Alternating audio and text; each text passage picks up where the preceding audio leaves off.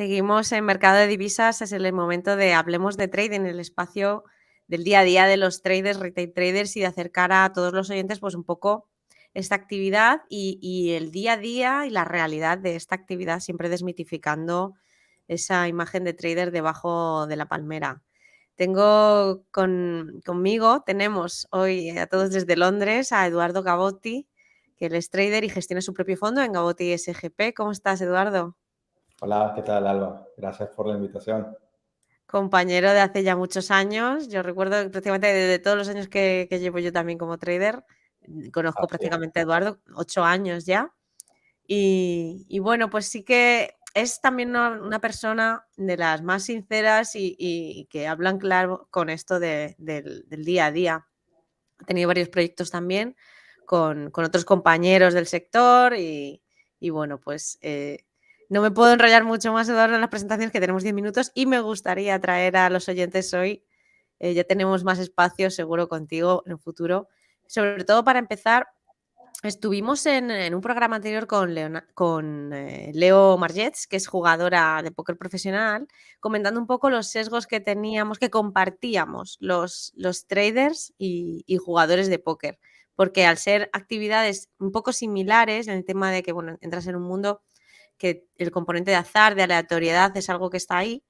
Y comentaba que uno de los que compartimos es el del sesgo de la falacia del coste hundido, que es que cuando tú abres una operación, en su caso, pues están en una jugada de póker y ya sabes que eso va mal, ya va mal, pero es el enganchar de ahí y el no querer soltar por el no querer asumir pues esa pérdida, ¿no? En ese momento.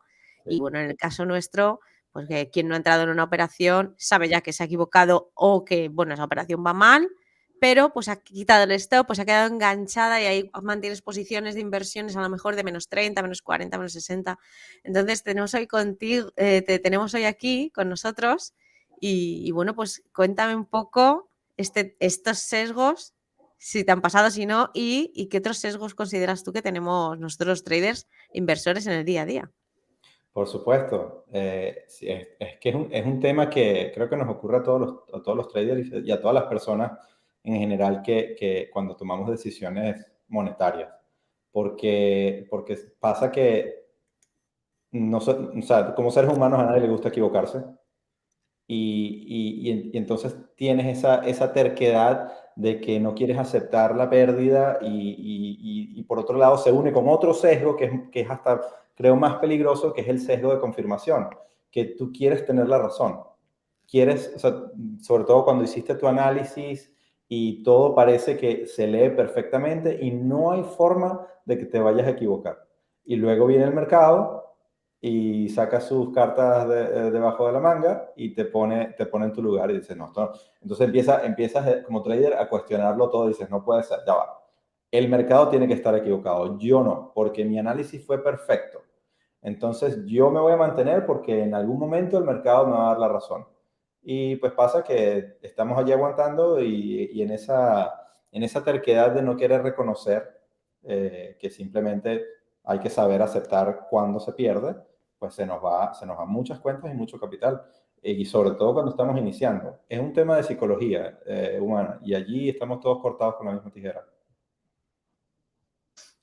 Tal cual como lo estás diciendo, el sesgo de confirmación. Hay un segundito que te había sacado.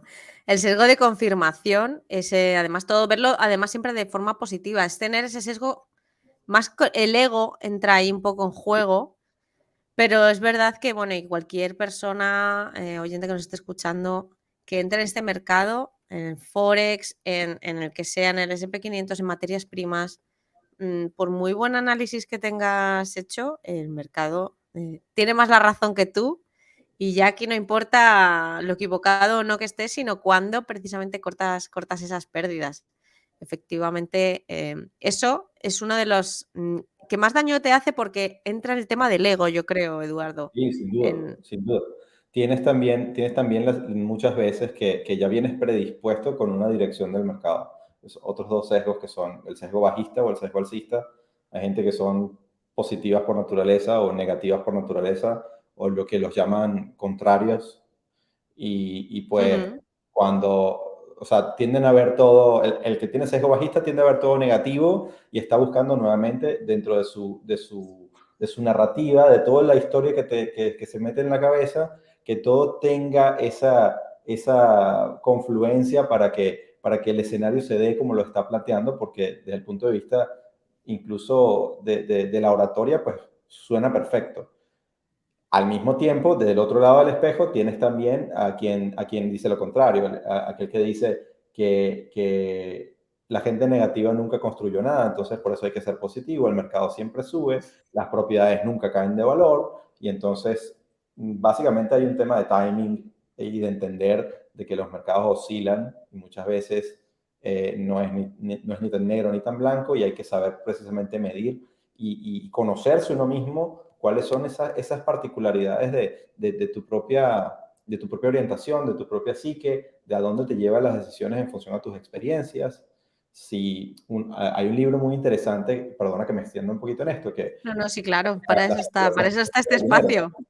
Sí, se llama La psicología del dinero de Morgan Housel, que explica cómo muchas personas, dependiendo del background y la crianza que tuvieron, supongamos que te criaste en una casa donde hubo bonanza económica para tus padres, pues tú vas a tener una actitud ante el dinero quizá un poco más positiva, mientras que si te criaste en una casa donde tus padres eran un poco más austeros porque sufrieron alguna crisis o algo por el estilo, o en un país donde en algún momento las cosas no estuvieron tan bien ni en tus años formativos, entonces vas a ver las cosas con mucho más riesgo y mucho más negatividad. Y es impresionante, todo eso va alimentando, y cuando decides entonces aventurarte a abrir tu primera cuenta real y pones tu dinero bien ganado a riesgo, entonces te suceden estas cosas que muchas veces dominan cualquier racionalidad que puedas tener porque crees que estás Afloran, haciendo lo correcto. afloran los miedos, afloran la aversión al riesgo. Y esto es algo que también comentábamos, que esto es un poco como una selección natural al final. Si tú tienes todo el rato miedo de estar operando, de estar, pues eso, arriesgando el dinero, porque en verdad esto es una actividad que tú pones tu propio dinero como herramienta para ir un poco sacándole rendimiento, al menos más rendimiento de lo que te pueda dar el banco, ¿no? Sí. Entonces, esa versión a riesgo es un poco un seleccionador natural. Si tú al final no arriesgas y todo el rato estás cortando las ganancias a nada que tienes ganancias, pues eso es un poco seleccionador natural para que al final un trader no llegue a ser buen trader o alguien que gestiona su dinero no llegue a sacarle todo el potencial, ¿no? Que podría, Eduardo. Sí, sí, pero tienes toda la razón con respecto al ego. O sea, es una de las cosas que hay que tratar de dominar y entender de que estás entrando en un juego donde no se trata de ti, se trata de tratar de leer bien el mercado y de que es imposible ganarlas todas, de que hay veces también hay que entender que tienes que dejar que otro también se lo gane. Es decir, hay muchas veces que estás en una racha ganadora, tienes posiciones buenas que te están dando una buena rentabilidad, pero tú quieres más. Y vas y le pones el doble o el triple a eso.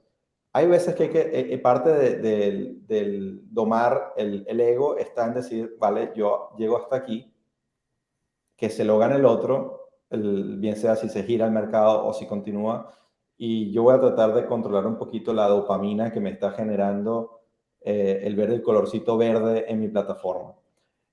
Porque de verdad que pega mucho. A mí, uno de los que más me ha costado tomar precisamente es eso, es que no se me vaya la cabeza cuando las cosas me están yendo fenomenal, y Y no tratar gestionar. de exprimirle al máximo, sino decir un poco más, ser un poco más modesto y decir, vale, me ha ido bien, no me va a ir bien siempre, entonces tengo que salirme. Entonces, a veces falta un poco ese compañero que te diga, muy bien, pero que no se te vaya tan en serio, ¿vale?